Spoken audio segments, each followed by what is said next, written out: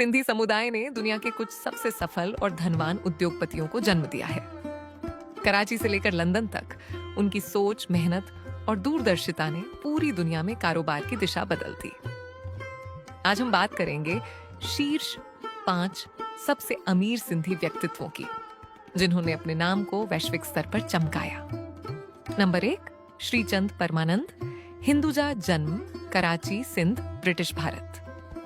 वे Hinduja group के सह अध्यक्ष थे। ये एक विशाल वैश्विक समूह है जो बैंकिंग, ऑटोमोबाइल, टेल और मीडिया जैसे क्षेत्रों में काम करता है।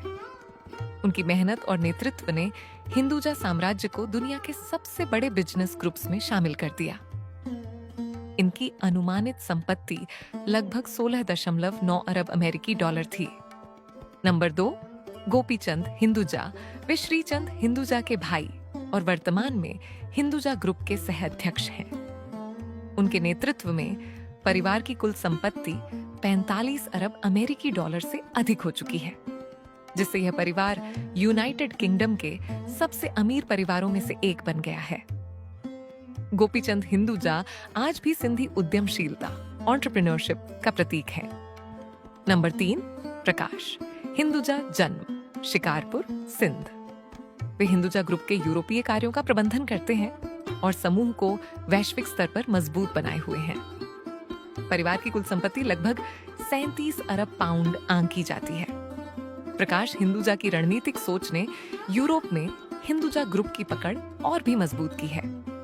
नंबर 4, रोमेश टी वाधवानी जन्म, कराची, सिंध। वे सिम्फनी टेक्नोलॉजी ग्रुप के संस्थापक और अध्यक्ष हैं। ये एक निजी निवेश कंपनी है जो सॉफ्टवेयर और टेक्नोलॉजी में निवेश करती है। टेक्नोलॉजी की दुनिया में उनका योगदान उन्हें एक सच्चा विजनरी बनाता है। इनकी अनुमानित संपत्ति 5 अरब अमेरिकी डॉलर से अधिक है। नंबर 5, सुनील वासवानी जन्म, जयपुर, एक सिंधी परिवार में। वे स्टैलियन ग्रुप के अध्यक्ष हैं, जो अफ्रीका के सबसे बड़े व्यापारिक समूहों में से एक है। ये समूह कारों, खाद्य पदार्थों और कमोडिटी व्यापार में सक्रिय है। इनकी अनुमानित संपत्ति लगभग 1.6 अरब अमेरिकी डॉलर है। ये सभी व्यक्तित्व सिंधी समुदाय की मेहनत, ईमानदारी और सफलता का प्रतीक है। उन्होंने यह साबित किया कि सही सोच और दृढ़ निश्चय से कुछ भी संभव है। अगर आपको यह डॉक्यूमेंट्री पसंद आई हो तो कृपया लाइक करें, शेयर करें और सब्सक्राइब करें, ताकि आपको ऐसी ही प्रेरणादायक कहानियां आगे भी मिलती रहें।